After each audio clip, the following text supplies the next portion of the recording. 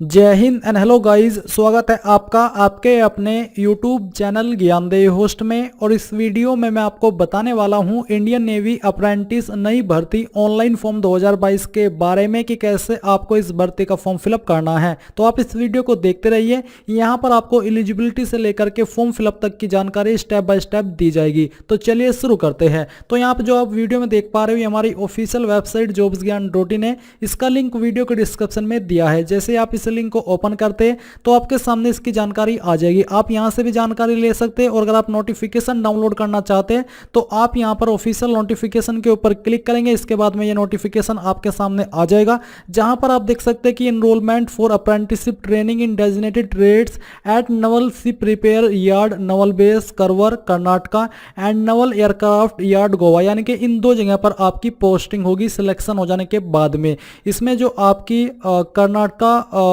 के लिए वैकेंसी है वो 150 है और गोवा के लिए जो आपकी वैकेंसी है वो आपकी 30 है। इसके अलावा आप यहां पर ये जानेंगे कि कौन से ट्रेड में कितनी वैकेंसी निकाली गई है। जैसे कि यहां पर अप्रेंटिसशिप ट्रेड आप देख सकते हैं, एलिजिबल आईटीआई ट्रेड, यानी कि इस पर अप्लाई करने के लिए आपसे आईटीआई की योग्यता मांगी है। फिटर में अप्लाई करने के लिए आपसे 10वीं और आईटीआई की योग्यता मांगी जाएगी। अगर आप इस ट्रेड में अप्लाई करना चाहते तो आपके पास ये 3 विकल्प हैं। इन तीनों विकल्प के माध्यम से आप इस पर अप्लाई कर सकते हैं। इसी प्रकार से जो आपके बाकी के अन्य ट्रेड है वो ये है कि जिस भी ट्रेड में आप अप्लाई कर रहे हो उसी एग्जैक्ट ट्रेड में आपके पास आईटीआई की योग्यता होनी चाहिए, तो आप इसमें अप्लाई कर पाएंगे। फिर जो यहाँ पर आपके नवल एयरक्राफ्ट यार्ड गोवा के अंदर वैकेंसीज है, इसमें भी आप देख सकते हैं कि कौन से ट्रेड के लिए वैकेंसी है और उस ट्रेड पर अप्लाई करने के लिए किस क्वालिफिकेशन के माध्यम से आप अप्लाई कर पाएंगे, ये सब आप यहाँ पर चेक कर लीजिए।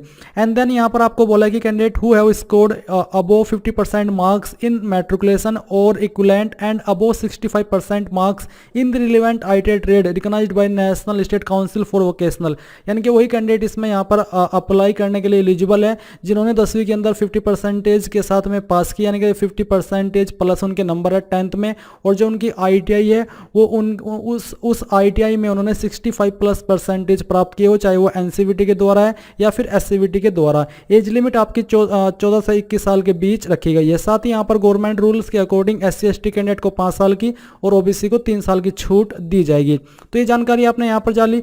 फिजिकल स्टैंडर्ड के बारे में आप यहाँ पर देख सकते हैं कि आपकी हाइट कम से कम 150 सेंटीमीटर, वेट आपका 45 किलोग्राम से कम नहीं होना चाहिए। एंड जो आपको स्टाइपेंड दिया जाएगा ट्रेनिंग के दौरान वो 7,700 रुपये से लेकर के 8,050 रुपये दिया जाएगा। पहले साल आपको 7,700 मिलेगा, सेकंड ईयर आपको 8,050 रुपये मिलेंगे। और ये अब आपको फॉर्म कैसे फिल करना है आप उसके बारे में जान लीजिए।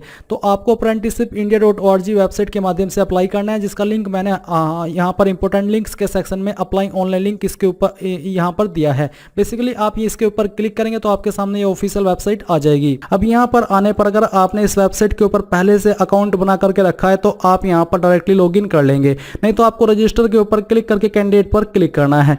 अब इसके बाद आपके सामने रजिस्ट्रेशन का पेज आ जाएगा। यहाँ पर है पर्सनल डिटेल। अगर आप आईटीआई स्टूडेंट है तो आप यहाँ पर टिक करेंगे, और अगर आपने आईटीआई कंप्लीट कर ली है इसको अनटिक कर दीजिए। देन आप यहाँ पर आपका नाम एंटर करेंगे, आपकी 10th की मार्कशीट के अनुसार वो आपको यहाँ पर एंटर करना है। फिर आप यहाँ पर फादर मदर स्पाउस नेम, यानी कि इसमें कोई भी इनमें से एक नाम दे सकते हैं। जो भी नाम आपने यहाँ पर भरा है फिर वो आपको रिलेशनशिप के ऊपर क्लिक करके बताना है कि मैंने फादर का नाम दिया है, आपके माता जी का नाम दिया है या फिर आपके पति या फिर पत्नी का नाम दिया है, वो उसके अकॉर्डिंग आपको सिलेक्ट कर लेना है। डेट ऑफ बर्थ आपकी क्या हो, आप यहाँ पर कैलेंडर के ऊपर क्लिक करके सिलेक्ट कर लेंगे। पहले आप यहाँ से आपका ईयर सेलेक्ट करेंगे, फिर यहाँ से मंथ, और इसके बाद में डेट तो आपकी डीओ भी आ जाएगी। जेंडर आपको सिलेक्ट कर लेना है। मोबाइल नंबर यहाँ पर आपको अपना एंटर करना है। कोई अन्य मोबाइल नंबर देना चाहते तो वो आप यहाँ पर देंगे। फिर आप यहाँ पर अपनी ईमेल आईडी एंटर करेंगे। ईमेल आईडी को यहाँ पर दोबारा डाल करके वेरीफाई करना है। ये ईमेल आईडी आपकी सही होनी चाहिए और इसका एक्सेस आपके पास होना चाहिए, क्योंकि इस ईमेल आईडी के ऊपर एक ईमेल सेंड की जाएगी जो कि अभी आपको वेरीफाई करनी होगी।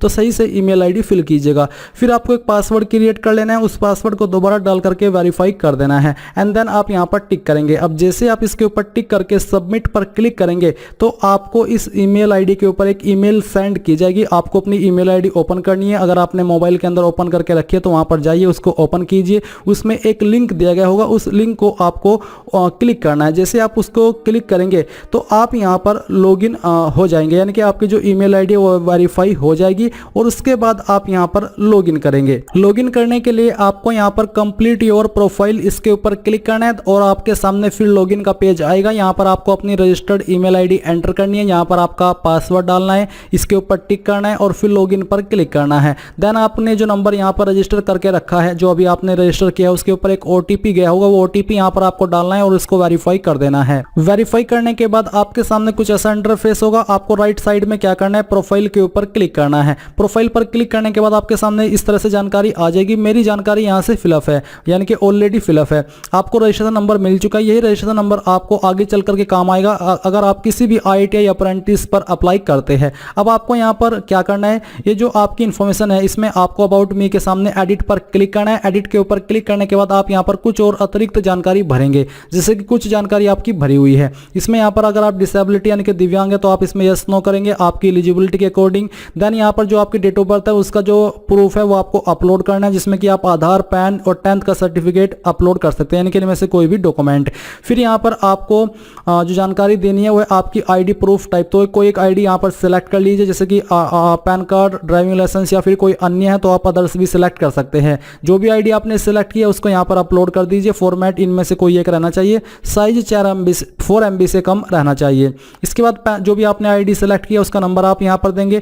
स्टेट ऑफ डोमिसाइल, कौन सी स्टेट के आप स्थायी निवासी है वो आप सिलेक्ट करेंगे और फिर अगर आपके पास निवास प्रमाण पत्र है तो उसका डॉक्यूमेंट अपलोड कर देंगे, अगर नहीं है तो तब भी कोई प्रॉब्लम नहीं है। कास्ट कैटेगरी आपकी कौन सी है वो आपको सेलेक्ट कर लेनी है। सिटी आपको यहाँ पर अपनी एंटर करनी है, जो आपका प्रेजेंट एड्रेस है वो एड्रेस आपको यहाँ पर लिख देना है डिस्ट्रिक्ट और पिन कोड के साथ में। फिर यहाँ पर आपको आपका सिग्नेचर अपलोड करना है और यहाँ पर आपको आपका प्रोफाइल इमेज अपलोड करना है। आपका प्रोफाइल इमेज यहाँ पर इस प्रकार से आ जाएगा। इसके बाद यहाँ पर दोस्तों अगर आप अपने बारे में कुछ बताना चाहते तो आप यहाँ पर अबाउट मी में लिख सकते हैं और इसके बाद आप इसको सेव कर दीजिएगा। मेरी जानकारी पहले से सेव है इसलिए यहाँ पर मैं ये जानकारी भर के रखा हूँ। अब आपको क्या करना है, जैसे ये जानकारी आपकी सेव हो जाए फिर से आपको यहाँ पर प्रोफाइल के ऊपर आना है एंड देन आप यहाँ पर ऐड एजुकेशन के ऊपर क्लिक करेंगे। ये जानकारी भी मैंने पहले से फिलअप करके रखी है। इसमें आपको कहाँ पर क्या जानकारी भरनी है वो आप देख लीजिए। क्वालिफिकेशन टाइप में क्लिक करके एजुकेशनल क्वालिफिकेशन सिलेक्ट करेंगे। क्वालिफिकेशन में जो आपकी 8 या 10th जो भी है वो आप सिलेक्ट कर लेंगे। इसके बाद यहाँ पर कैटेगरी सेक्टर एप्लीकेबल नहीं होगा, स्पेशलाइजेशन भी आपका एप्लीकेबल नहीं है। इंस्टीट्यूट के अंदर आपको आपके स्कूल कॉलेज का नाम देना है और एग्रीगेट मार्क्स यानी कि कितने नंबर आपको आए थे वो नंबर आपको यहाँ पर लिखना है। कितने में से आए थे वो आपको टोटल मार्क्स के अंदर लिखना है और परसेंटेज यहाँ पर आपको लिख देनी है। कब आपने 10th ज्वाइन की थी उसकी एक्सपेक्टेड डेट यहाँ पर डाल दीजिए अगर आपको एग्जैक्ट डेट मालूम नहीं है। फिर एंड डेट यानी कि कब आपने आपकी 10वीं पास कर ली थी। यहाँ पर आप 10th की जो मार्कशीट है या फिर सर्टिफिकेट है वो अपलोड करेंगे, कोई एक अपलोड यहाँ पर कर दीजिए और फिर इसको अपडेट कर दीजिए। ये जानकारी आपकी अपडेट होकर के फिर से यहीं पर आ जाएगी और आपको फिर से प्रोफाइल पर आना है। देन फिर से ऐड एजुकेशन के ऊपर क्लिक करना है। इस बार आप क्वालिफिकेशन टाइप में एजुकेशनल क्वालिफिकेशन सिलेक्ट करके यहाँ पर 10th की जगह अगर आपने 12th किया तो 12th भी सिलेक्ट कर लीजिए, नहीं तो आप IITI सिलेक्ट कर लीजिए। IITI सिलेक्ट करने के बाद आपको कैटेगरी सेक्टर सिलेक्ट करना है, NCVT या फिर SCVT। फिर स्पेशलाइजेशन आपको बताना कि किसके अंदर है, जिसकी मैं यहाँ पर कोपा लिखता हूँ। इसके बाद यहाँ पर आपको इंस्टीट्यूट बताना कि कहाँ से आपने आपकी ये IITI की है। यहाँ पर आपको टोटल नंबर जो आपको प्राप्त हुए थे वो आपको लिखना है। टोटल नंबर क्या थे वो आप यहाँ पर लिखेंगे, परसेंटेज आ जाएगी। कब आपने IITI ज्वाइन की थी वो डेट सेलेक्ट करेंगे, कब आपने IITI कंप्लीट कर ली थी वो डेट यहाँ पर सेलेक्ट करेंगे।